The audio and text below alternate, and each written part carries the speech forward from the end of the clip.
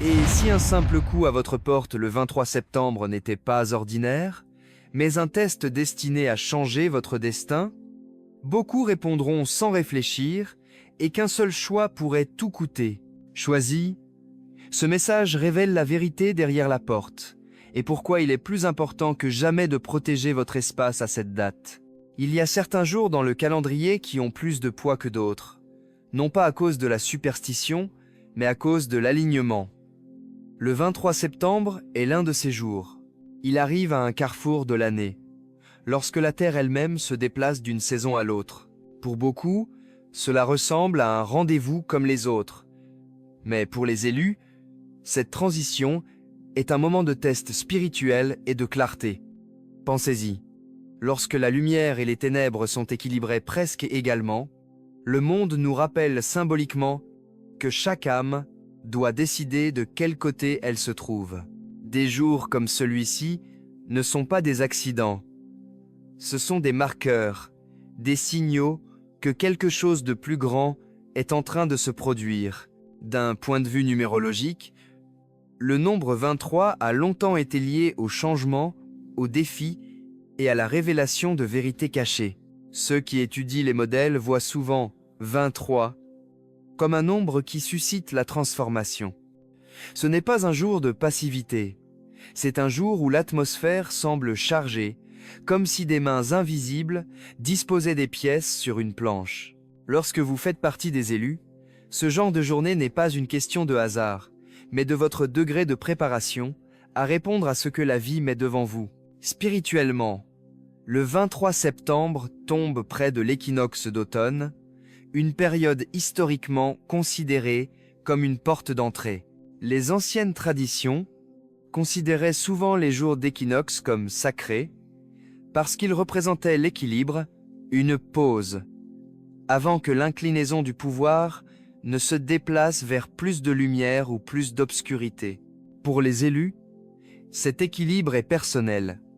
Il reflète la lutte constante à l'intérieur de l'âme pour rester alignés avec un but, même lorsque le chaos les entoure.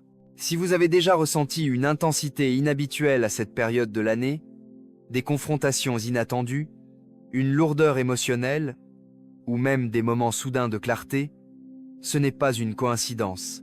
Ce ne sont pas seulement des blues saisonniers, ce sont des signaux qu'un seuil s'ouvre. Ce qui rend le 23 septembre unique cette année, c'est la façon dont il entre en collision avec des cycles énergétiques plus larges. Nous vivons à une époque où les réveils spirituels se produisent à un niveau de masse.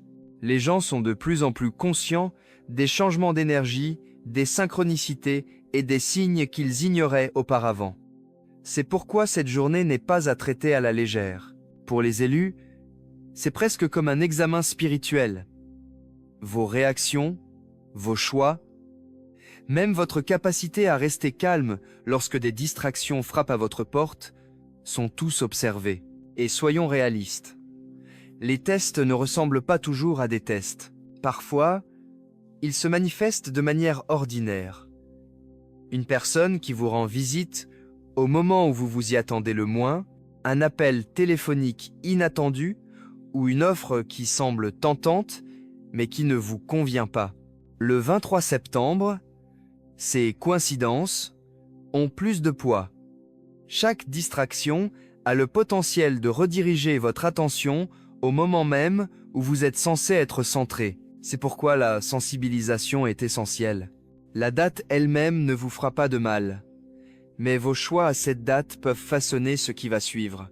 Alors, à l'approche du 23 septembre, rappelez-vous qu'il ne s'agit pas de peur, mais de concentration.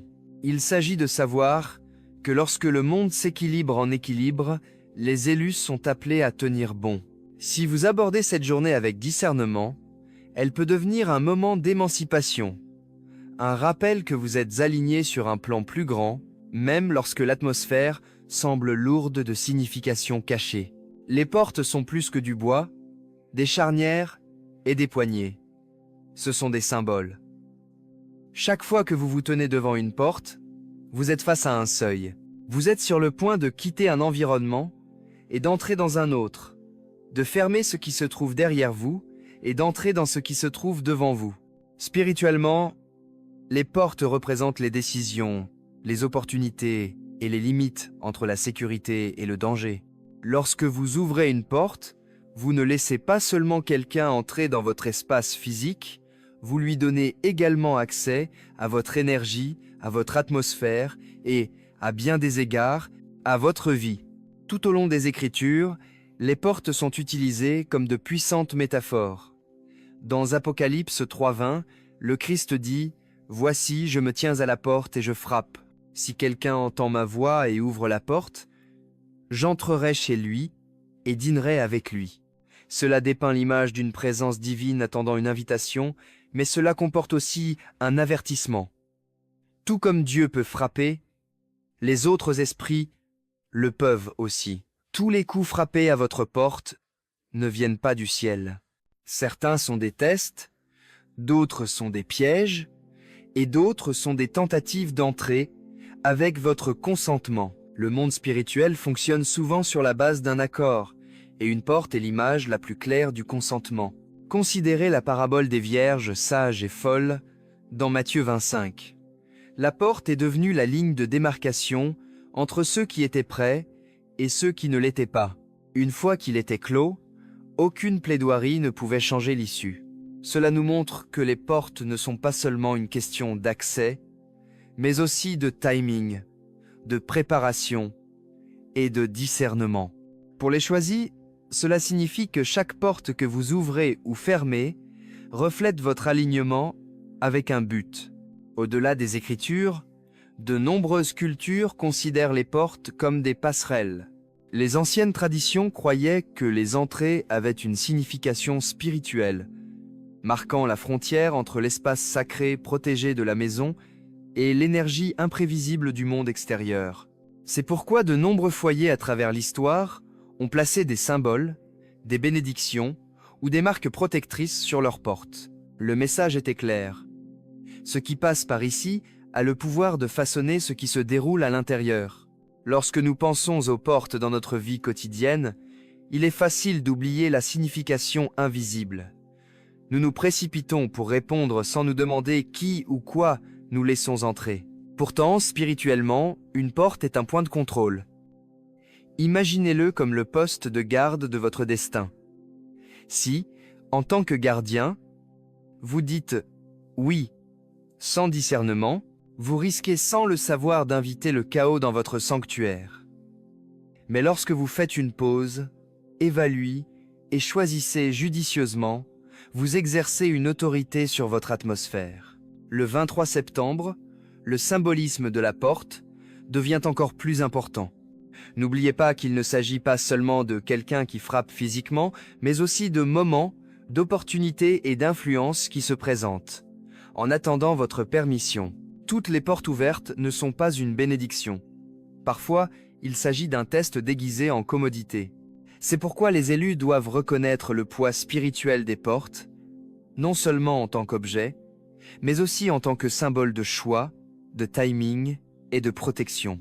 L'une des choses que beaucoup d'élus remarquent, mais ne peuvent souvent pas expliquer, c'est qu'ils se sentent différents après avoir été avec certaines personnes. Parfois, vous quittez une conversation en vous sentant plus léger, inspiré et en paix.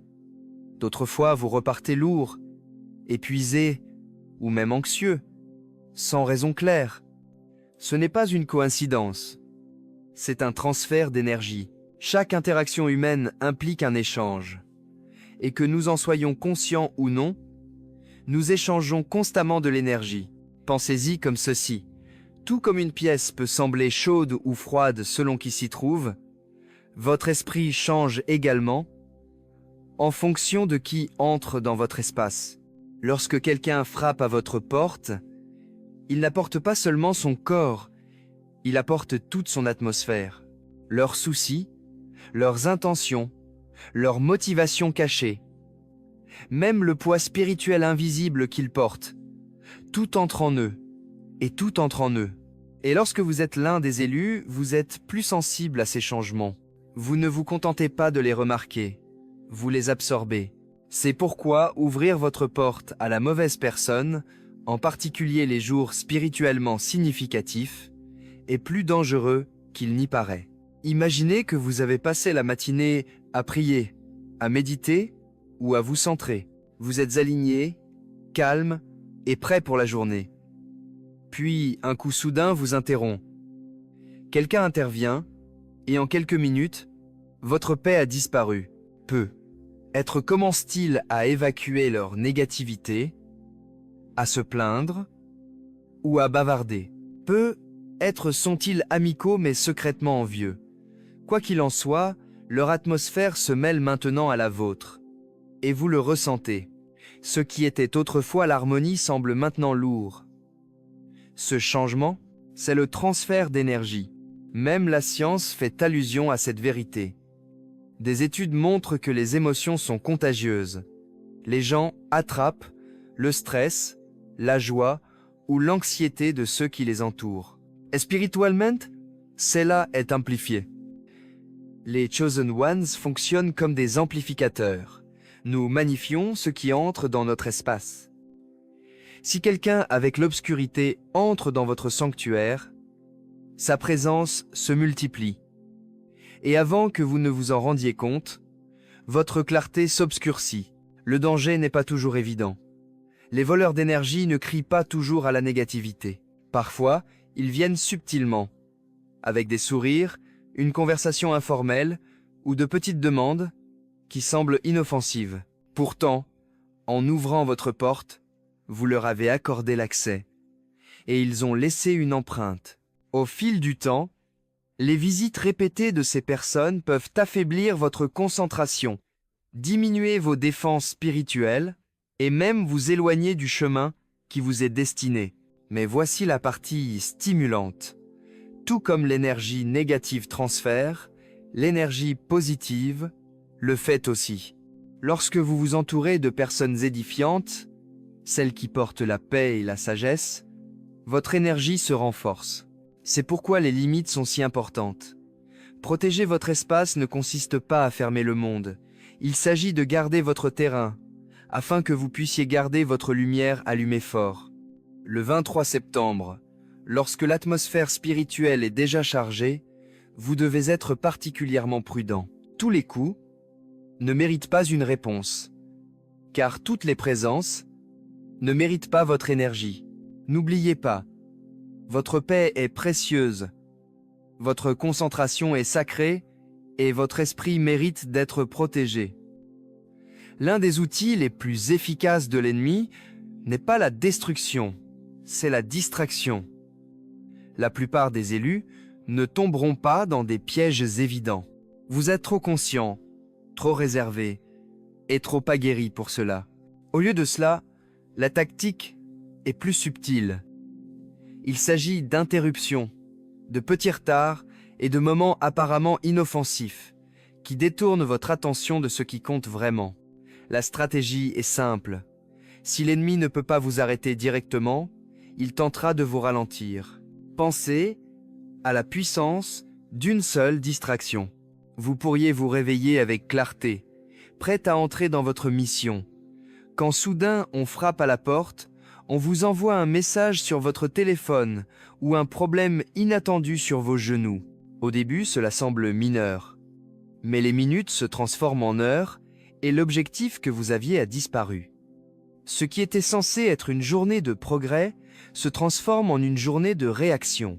La bénédiction dans laquelle vous vous prépariez à entrer s'éloigne un peu plus. C'est l'effet silencieux mais dévastateur de la distraction.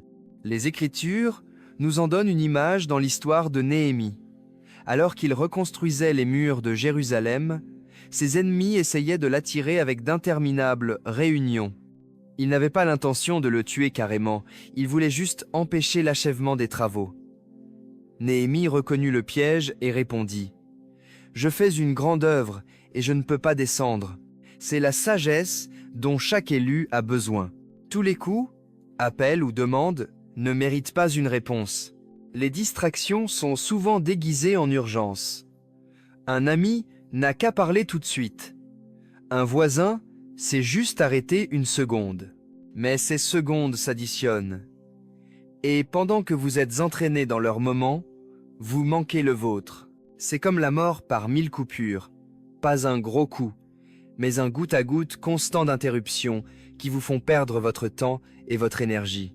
La stratégie des distractions fonctionne également parce qu'elle semble inoffensive. Après tout, quel est le danger d'une conversation rapide, d'une courte visite ou d'un moment à la porte?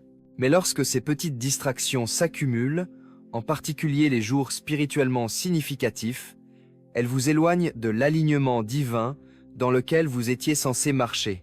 Vous ne remarquerez être pas l'impact immédiatement, mais avec le temps, il devient clair. L'ennemi n'a pas besoin de vous détruire s'il peut vous occuper. C'est pourquoi les élus doivent traiter la concentration comme sacrée. Votre temps, votre paix et votre énergie ne sont pas illimités. Lorsque tu les donnes sans réfléchir, tu affaiblis ta capacité à entendre clairement la direction de Dieu. Le 23 septembre, lorsque l'atmosphère spirituelle sera plus élevée, les distractions augmenteront probablement. Non pas parce qu'ils comptent, mais parce que vous comptez. Plus votre mission est importante, plus les interruptions sont incessantes. Rappelez-vous cette vérité. Tous les coups ne méritent pas une réponse. Toutes les voix ne méritent pas votre temps. Et toutes les distractions ne méritent pas votre attention. Protégez votre attention. C'est protéger votre destin. Lorsque nous pensons au danger, nous l'imaginons souvent venir d'inconnus, de personnes extérieures à notre cercle, de personnes extérieures aux mauvaises intentions évidentes. Mais pour les élus, les vraies épreuves se rapprochent souvent de chez eux. Les visages familiers, c'est-à-dire les personnes que vous connaissez, en qui vous avez confiance ou que vous aimez, peuvent parfois être la plus grande source de distraction ou de sabotage. Non pas parce qu'ils veulent toujours faire du mal, mais parce qu'ils ont de l'influence. L'influence est puissante, et lorsqu'elle est mal utilisée, elle peut vous égarer plus rapidement que n'importe quel ennemi. La Bible nous donne d'innombrables exemples. Judas n'était pas un étranger, il était l'un des 12. Dalila ne s'approcha pas de Samson avec une épée, elle vint avec affection. Même Pierre, qui aimait le Christ, a prononcé une fois des paroles en désaccord avec la volonté de Dieu, et Jésus a dû le corriger sévèrement. La leçon est claire. Les épreuves qui comptent le plus proviennent rarement d'ennemis évidents. Ils viennent de personnes qui ont déjà accès à votre cœur. Pourquoi est-ce si dangereux? Parce que la familiarité nous désarme. Lorsqu'un inconnu frappe, vous faites une pause. Vous hésitez, vous évaluez. Mais quand il s'agit de quelqu'un que vous connaissez, la porte s'ouvre sans poser de questions. La familiarité crée le réconfort, et le confort peut émousser le discernement. C'est à ce moment-là que l'ennemi s'en mêle, non pas par l'intimidation, mais par la confiance. Parfois, ce n'est pas une trahison intentionnelle. Un ami pourrait apporter sa négativité dans votre espace.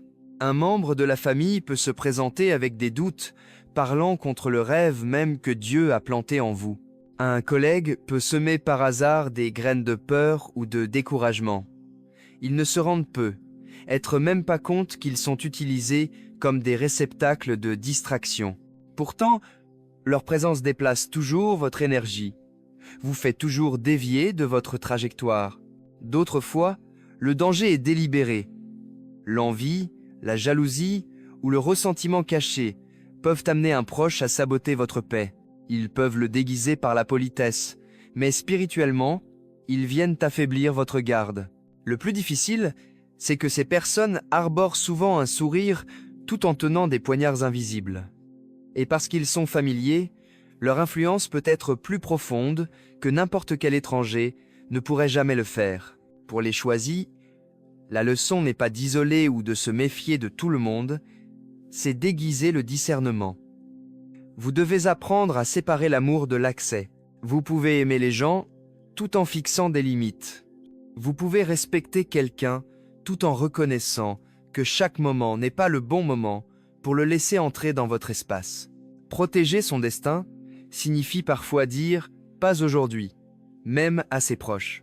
Le 23 septembre, lorsque les distractions et les épreuves spirituelles s'intensifient, gardez à l'esprit que le fait de frapper à votre porte ne vient être pas d'un ennemi déguisé, mais de quelqu'un que vous reconnaissez. C'est ce qui rend le test plus difficile. Ouvrirez-vous sans discernement, simplement parce que le visage vous est familier, ou ferez-vous une pause et garderez-vous votre atmosphère? N'oubliez pas que la loyauté à votre appel doit toujours passer avant la loyauté au confort.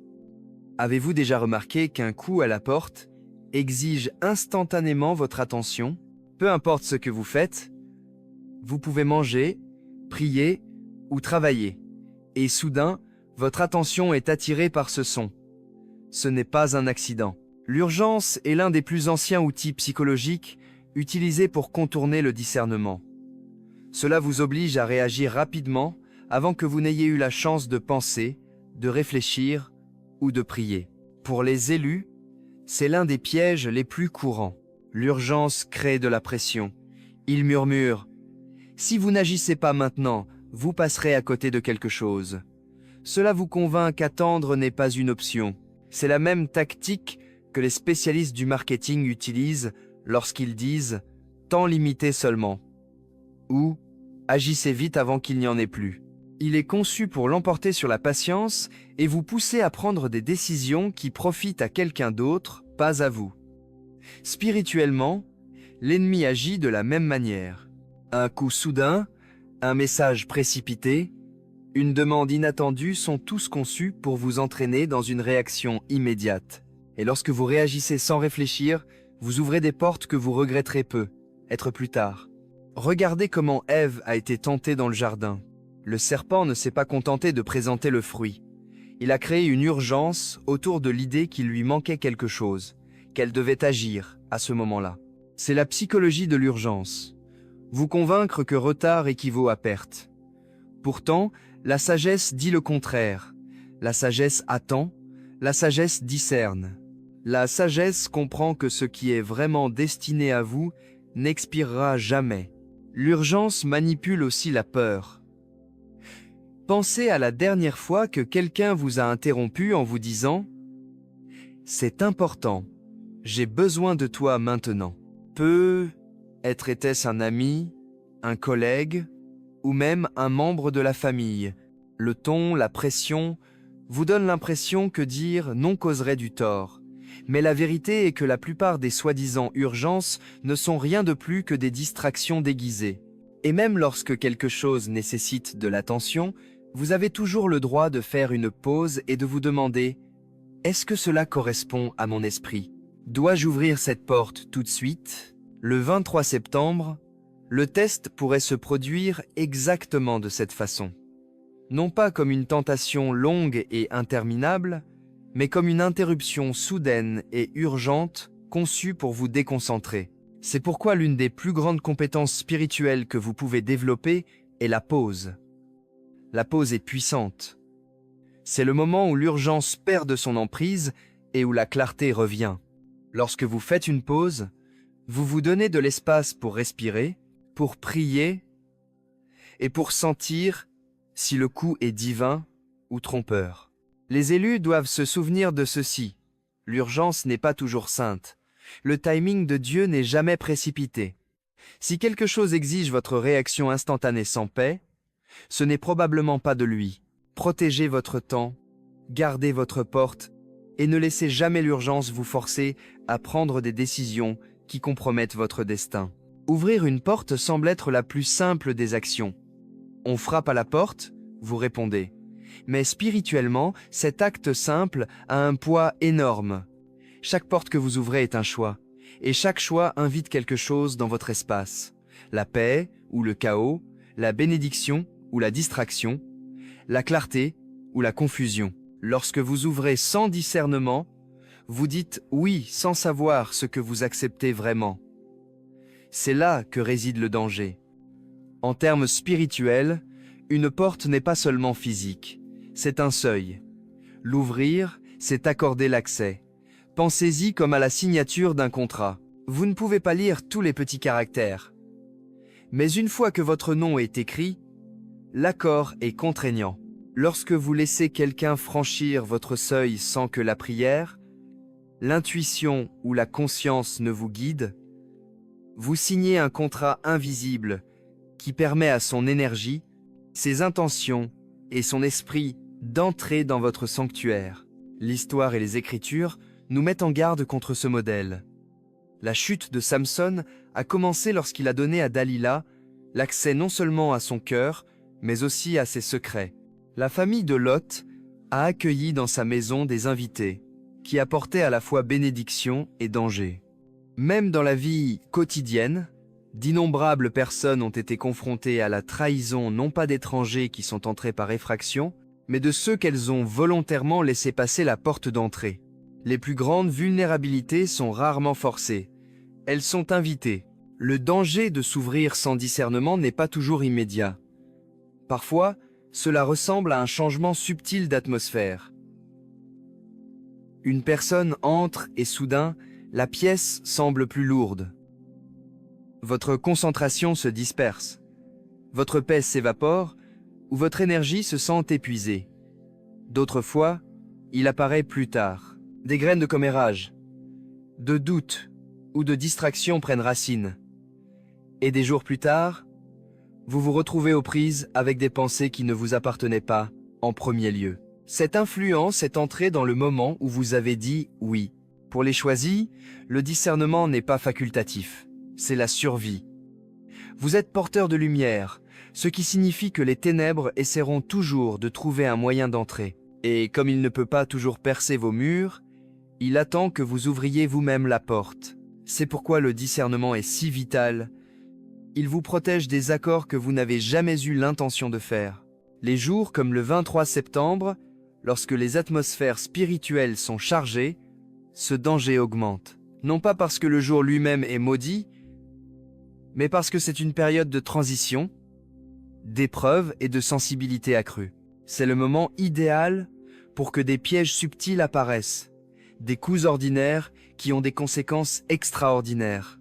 C'est pourquoi vous devez vous entraîner à faire une pause, à vous demander « Est-ce que cela apporte la paix? Cela s'aligne-t-il avec le plan de Dieu ?» Si la réponse est non, l'action la plus sûre est de garder la porte fermée. N'oubliez pas que toutes les invitations ne sont pas des opportunités. Certaines sont des distractions habillées de gentillesse. Certaines sont des missions envoyées pour faire dérailler votre mission. Lorsque vous ouvrez sans discernement, vous jouez avec votre destin. Mais lorsque vous gardez votre porte avec sagesse, vous protégez votre but, votre paix et votre alignement divin. L'une des plus grandes compétences qu'un élu puisse développer est le discernement, c'est-à-dire la capacité de faire la différence entre ce qui vient de Dieu et ce qui vient comme distraction. Toutes les occasions ne sont pas une bénédiction, et tous les coups ne sont pas divins. Certaines portes mènent à la croissance et au destin, tandis que d'autres s'ouvrent directement sur la confusion, les revers ou l'épuisement spirituel. Apprendre à reconnaître la différence est ce qui sépare ceux qui marchent au pouvoir de ceux qui sont constamment déviés. Alors, comment faire la différence?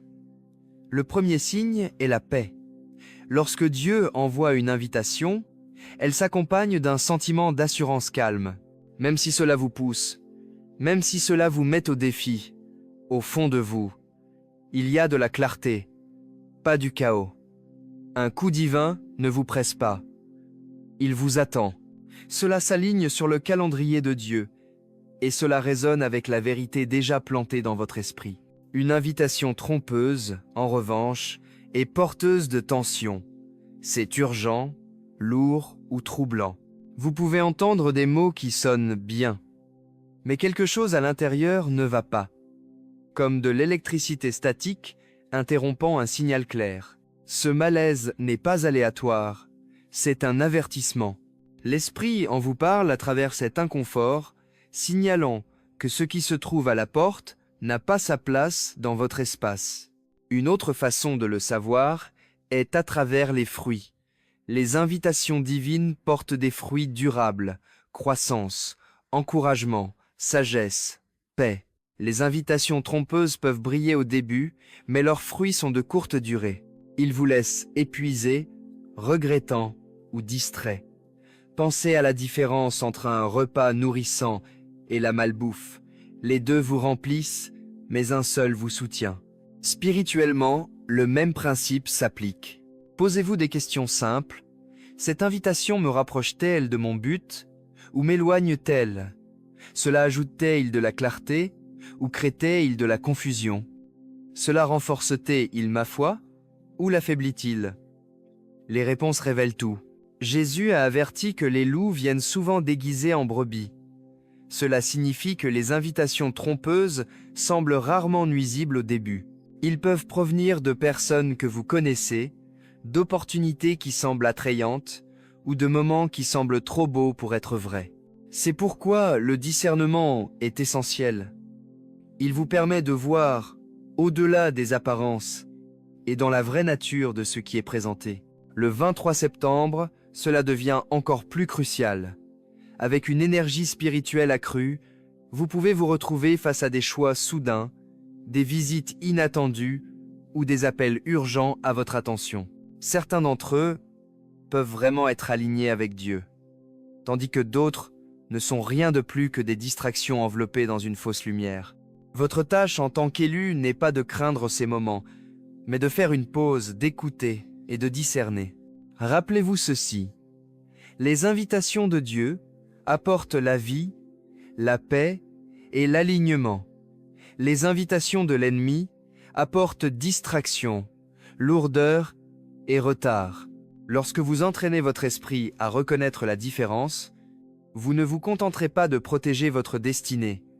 Vous marcherez avec la confiance de quelqu'un qui sait qu'aucun piège, aucune tromperie et aucune distraction ne peuvent prendre ce que Dieu a déjà préparé pour eux. Pour de nombreux choisissent, le silence n'est pas seulement réconfortant, il est nécessaire. Le monde est rempli de bruit, des notifications constantes, des coups inattendus et des demandes sans fin pour votre attention. Pourtant, certaines des révélations spirituelles les plus puissantes ne viennent que dans le calme. Le silence est l'endroit où le murmure de Dieu est entendu le plus clairement. La solitude est l'endroit où les distractions perdent leur emprise et où votre boussole intérieure se réinitialise. Pensez au moment dans les Écritures où Dieu a parlé. Élie ne l'a pas entendu dans le vent, le tremblement de terre ou le feu, c'était dans la petite voix douce. Cette leçon est toujours vraie. Le bruit noie la clarté, mais le silence lui fait de la place. Lorsque vous fermez la porte à des interruptions inutiles, vous créez un sanctuaire où la sagesse divine peut vous atteindre sans interférence.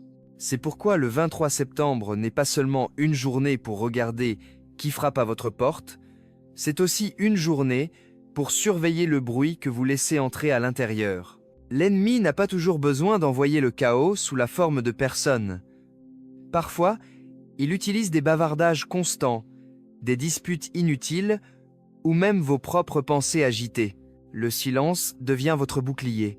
Ce n'est pas la vacuité, c'est l'alignement. La solitude a un autre pouvoir. Elle vous enseigne la maîtrise de soi. Lorsque vous êtes à l'aise en votre propre compagnie, vous n'avez plus besoin de chaque coup. Appel ou message pour vous sentir validé. Vous apprenez que votre valeur n'est pas mesurée par le nombre de personnes qui veulent votre attention, mais par votre alignement avec votre objectif. C'est pourquoi les élus sont souvent appelés à des saisons d'isolement. Dieu ne vous cache pas pour vous punir, mais pour vous fortifier, pour aiguiser votre discernement et pour protéger votre destin des distractions que vous ne reconnaissez peu, être pas encore. Culturellement, on nous apprend à toujours répondre, à toujours nous engager, à ne jamais ignorer. Mais spirituellement, la sagesse vient souvent dans la retenue. Dire non ou garder le silence n'est pas de la faiblesse, c'est de l'autorité. Cela montre que vous accordez suffisamment d'importance à votre paix pour la protéger farouchement. Dans la solitude, vous vous rendez compte que tous les coups n'exigent pas une réponse, que tous les problèmes ne nécessitent pas votre implication, et que toutes les conversations ne méritent pas votre voix. Le 23 septembre, le rôle du silence et de la solitude devient encore plus important. L'atmosphère spirituelle sera active, et avec cette activité vient le bruit à la fois externe et intérieur. La tentation sera de s'engager, de réagir, d'ouvrir la porte. Mais le plus grand pouvoir peut venir du fait de rester immobile. Traitez ce jour comme sacré, un jour de veille où votre attention n'est pas sur ceux qui cherchent votre attention, mais sur celui qui dirige votre chemin. Rappelez-vous cette vérité. La solitude n'est pas la solitude, c'est la force. Le silence n'est pas une faiblesse, c'est une clarté. Lorsque vous protégez vos espaces calmes, vous protégez votre lien avec Dieu. Et lorsque cette connexion est forte, aucun choc, aucune distraction et aucune tromperie ne peuvent ébranler votre alignement. L'une des façons les plus claires de comprendre l'importance de garder votre porte est de regarder des exemples, c'est-à-dire des moments où l'ouverture à la mauvaise personne ou à la mauvaise influence a entraîné une grande perte. Ces histoires nous rappellent que le sabotage n'est pas toujours accompagné d'un signe d'avertissement. Souvent, cela commence par quelque chose d'ordinaire. Une conversation, une invitation, un coup. Prenez Samson par exemple. Sa chute n'a pas commencé avec une armée à sa porte. Tout a commencé avec Dalila, quelqu'un qui l'a accueilli dans sa vie. Il l'a laissé entrer dans son cœur. Et finalement, dans le secret de sa force. Ce qui semblait être une intimité inoffensive est devenu l'outil même qui a démantelé sa vocation. Samson n'a pas été détruit par des étrangers qui s'y sont introduits. Il a été défait par quelqu'un qu'il a choisi de laisser s'approcher. C'est le pouvoir de l'ouverture sans discernement. Un autre exemple vient de la femme de Lot. Elle n'a pas été attaquée ou forcée, sa chute est venue du fait qu'elle a retourné son attention sur ce que Dieu lui avait déjà dit de laisser derrière elle. Ce n'était pas une épée ou un ennemi qui avait ruiné son avenir. C'était un moment de concentration. Le sabotage, encore une fois, est venu d'un choix subtil, pas d'une attaque violente. Même dans le Nouveau Testament, Judas sert de rappel effrayant. Il n'était pas un lointain étranger. Il était l'un des 12, suffisamment digne de confiance pour gérer l'argent du groupe. Et pourtant, c'est grâce à cet accès, à cette confiance, que la trahison a pris racine. La familiarité est devenue la porte de la destruction. L'histoire et la vie quotidienne nous offrent également des parallèles modernes. Combien de leaders, de visionnaires ou même de gens ordinaires ont été déviés de leur trajectoire par les mauvaises relations, les mauvais partenariats ou les mauvaises influences. Un seul moment de baisse de la garde peut changer la trajectoire de tout un destin. Pensez aux entrepreneurs qui ont fait confiance aux mauvais partenaires pour voir l'œuvre de leur vie s'effondrer. Ou des individus qui ont laissé entrer les commères et les sceptiques dans leur cercle, perdant lentement confiance en leurs rêves qu'ils avaient autrefois avec conviction. Le sabotage ne crie pas toujours, il chuchote. Peu. Être l'avez-vous même vu dans votre propre vie? Peu. Être avez-vous laissé entrer dans votre espace quelqu'un qui semblait inoffensif, pour ensuite constater que votre paix est troublée et que votre concentration est brisée? Peu. Être avez-vous accepté d'aider quelqu'un au mauvais moment, et son chaos s'est déversé sur votre emploi du temps, retardant la chose même que vous étiez censé accomplir ce jour-là. Cela peut ne pas sembler dramatique sur le moment, mais encore et encore, ces petits actes de sabotage s'accumulent en détours plus grands. Le 23 septembre, ces leçons comptent plus que jamais. L'ennemi n'a pas besoin de percer vos défenses si vous ouvrez la porte de votre plein gré. C'est pourquoi des exemples concrets nous le rappellent, le sabotage est rarement évident. Elle prend souvent la forme d'une confiance, d'une distraction ou d'une compassion mal placée.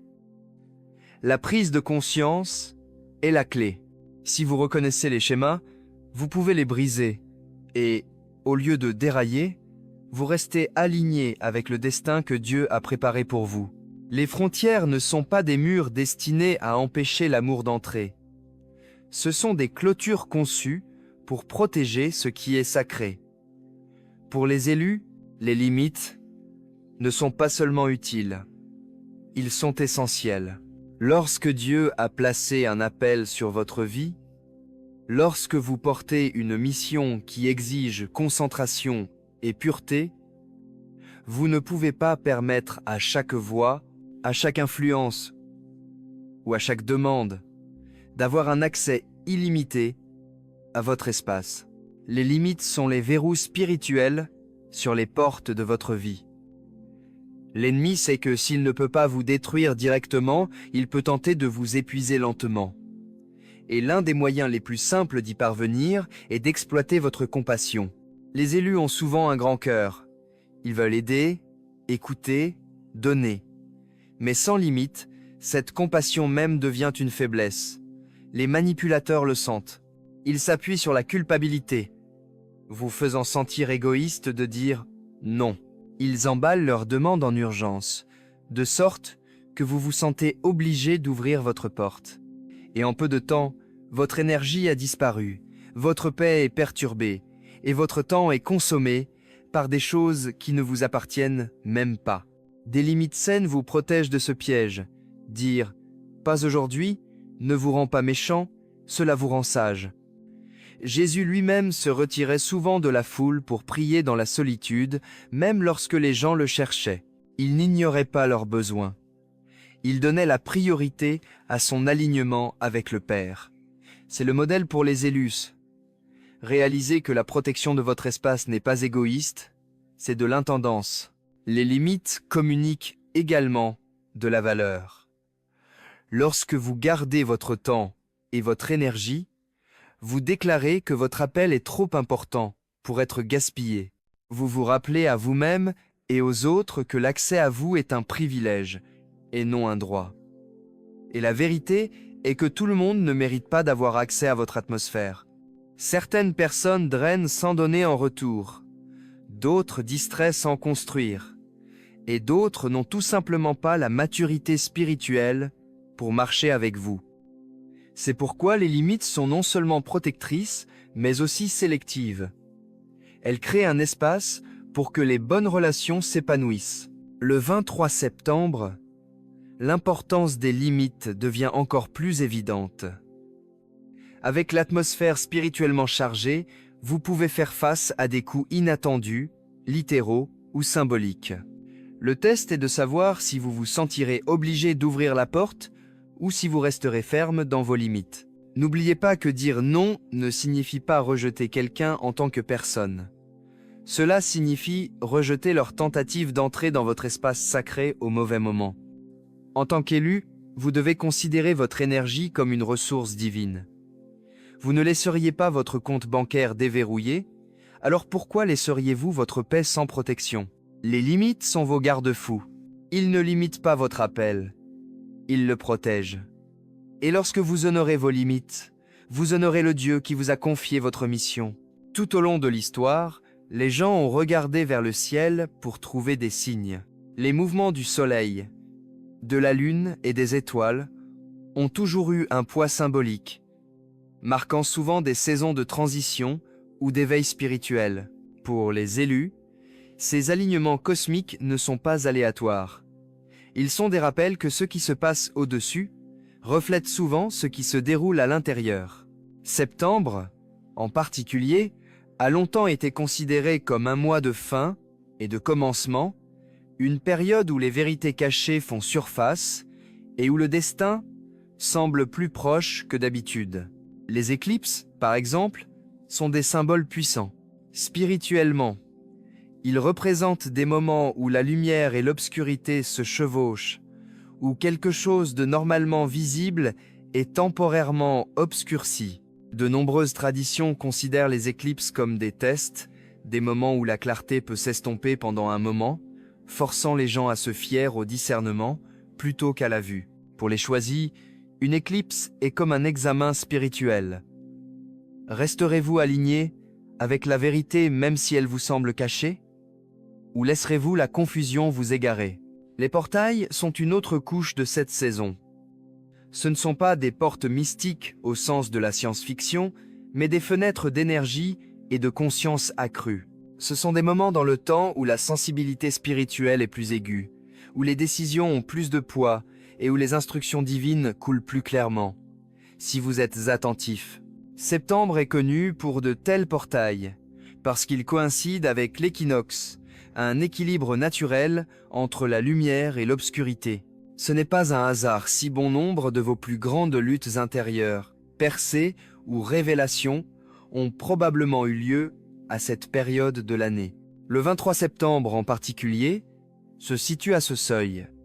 Il porte la vibration du changement, d'être testé pour savoir si vous êtes prêt à entrer dans la prochaine saison. Pour certains, cela ressemblera à un examen final. Pour d'autres, cela ressemblera à une porte qui se referme sur ce qui ne leur sert plus. Quoi qu'il en soit, ce n'est pas un jour à vivre avec désinvolture. C'est un jour d'alignement, où vos choix résonnent plus fort que d'habitude.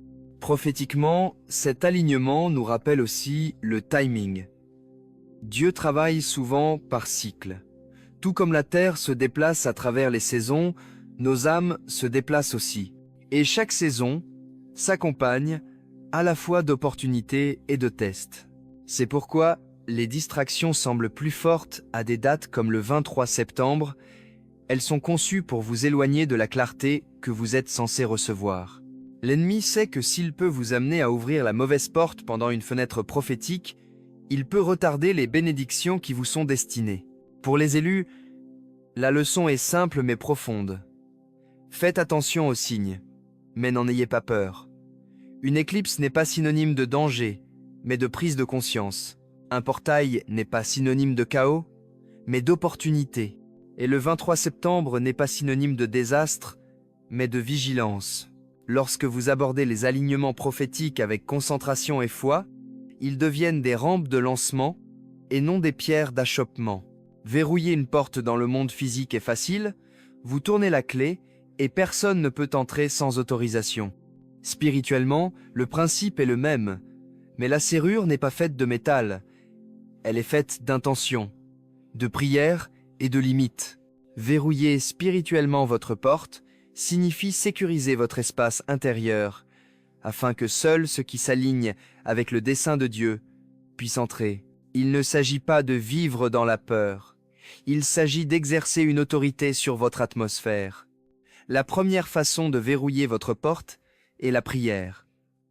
Les mots ont du pouvoir, et lorsque vous déclarez que votre maison, votre esprit et votre esprit sont interdits à la négativité, vous mettez en place un bouclier. De simples affirmations comme « Mon espace est couvert »,« Mon énergie est gardée »,« Mon destin est protégé » ne sont pas que des mots, ce sont des verrous spirituels. Vous n'avez pas besoin de rituels compliqués pour revendiquer l'autorité. Vous avez juste besoin de cohérence et de foi. La deuxième clé est l'action intentionnelle. Beaucoup de gens prient pour être protégés, mais laissent ensuite leurs portes grandes ouvertes en entretenant des conversations toxiques, en accueillant des personnes épuisantes ou en donnant de l'énergie à des distractions inutiles. Verrouiller votre porte spirituelle signifie aligner vos choix sur vos prières. Si vous avez demandé la paix, vous devez refuser l'entrée à ceux qui prospèrent sur le chaos. Si vous avez demandé des éclaircissements, vous devez vous éloigner des voies qui apportent de la confusion. Une serrure est inutile si vous la laissez déverrouiller. Une autre façon de verrouiller votre porte est d'utiliser des actes symboliques. Tout au long de l'histoire, les gens ont oint leurs portes, placé des écritures ou gardé des symboles significatifs près de leur point d'entrée. Ce n'étaient pas des gestes vides, c'étaient des déclarations de propriété. Ils dirent « Cet espace appartient à Dieu, et rien de contraire n'est permis de franchir ce seuil. » Vous pouvez faire la même chose à votre manière, en prononçant des bénédictions dans votre espace, en gardant des rappels de foi à proximité, ou simplement en faisant une pause avant d'ouvrir la porte pour demander « Est-ce de Dieu ?» Tout aussi important est de verrouiller la porte mentale. De nombreuses batailles ne commencent pas sur le pas de la porte, elles commencent dans l'esprit. Les pensées négatives, les doutes et les tentations sont comme des coups qui tentent d'attirer votre attention. Si vous les divertissez, ils emménagent. Mais si vous pratiquez le discernement, en remplaçant le mensonge par la vérité et la peur par la foi, vous fermez la porte mentale avant qu'ils ne puissent entrer. C'est pourquoi les Écritures nous disent de prendre toute pensée captive. Il s'agit de sécurité spirituelle au plus haut niveau. Le 23 septembre, avec l'atmosphère chargée et les distractions frappant plus fort que d'habitude, verrouiller votre porte spirituelle sera essentiel. Ce n'est pas de la paranoïa, c'est de la préparation. Lorsque vous protégez consciemment votre espace, vous créez un environnement où la paix peut s'épanouir, la clarté peut grandir et les bénédictions peuvent reposer sans être dérangées. N'oubliez pas ceci. Une porte verrouillée n'est pas synonyme d'isolement. Cela signifie sélection. Vous décidez de ce qui entre dans votre vie. Et lorsque vous apprenez à verrouiller votre porte spirituelle, vous ne fermez pas le monde. Vous protégez votre destin. Alors que nous arrivons à la dernière partie de ce message, je veux que vous preniez une profonde respiration et que vous laissiez ces vérités s'installer. Tout ce dont nous avons parlé, de la signification du 23 septembre au pouvoir des portes, en passant par l'importance du discernement et des limites, se résume à un simple rappel. Vous êtes choisi, et être choisi signifie que votre vie a du poids. C'est pourquoi les distractions frappent plus fort à votre porte, pourquoi le sabotage est souvent déguisé en gentillesse, et pourquoi votre paix est constamment mise à l'épreuve. Ce n'est pas parce que vous êtes faible, c'est parce que vous avez de la valeur. L'ennemi ne gaspille pas d'énergie sur ceux qui ne vont nulle part. Il cible ceux qui portent la lumière, ceux qui marchent dans un but, ceux qui changeront l'atmosphère pour les autres. C'est toi. Et c'est pourquoi la vigilance est importante. Non pas pour vivre dans la peur, mais pour vivre avec conscience. La peur paralyse, mais la conscience donne du pouvoir. Lorsque vous reconnaissez les motifs, lorsque vous discernez les pièges, vous n'en êtes plus victime. Vous vous élevez au-dessus d'eux. Le 23 septembre, souvenez-vous de ceci. La porte que vous refusez d'ouvrir peut être l'acte même qui protège votre destin. Tous les coups ne sont pas destinés à recevoir une réponse. Toutes les voix ne méritent pas votre temps et toutes les invitations ne sont pas porteuses de vérité. Votre force réside dans votre capacité de faire une pause, d'écouter et de faire confiance à l'esprit qui vous guide. Mais voici l'encouragement. Dieu ne vous appelle jamais à garder votre porte sans vous donner aussi la force de le faire. Vous n'êtes pas seul dans ce cas. Chaque prière que vous murmurez, chaque limite que vous fixez, chaque distraction à laquelle vous résistez sont des actes d'alignement. Et l'alignement apporte toujours la bénédiction. Ce qui ressemble à de la résistance aujourd'hui deviendra un témoignage demain. Ce qui ressemble à une porte fermée vous mènera plus tard aux portes ouvertes du destin. Alors que vous avancez, accrochez-vous à cette affirmation. Je garde mon énergie, je protège ma paix, je marche dans un timing divin. Dis-le, écris-le, déclare-le. Que ce soit un rappel que votre vie est trop précieuse pour être gaspillée sur des coups qui ne vous appartiennent pas. Enfin, que ceci soit votre appel à l'action. Restez vigilant, restez fort et restez encouragés. Si ce message vous interpelle, partagez-le avec quelqu'un d'autre qui pourrait avoir besoin de ce rappel. Et prenez un moment pour commenter ci-dessous avec votre affirmation, en faisant savoir au monde que vous tenez bon. Parce qu'ensemble, lorsque les élus gardent leurs portes, aucune tromperie, aucune distraction et aucun sabotage ne peuvent prévaloir.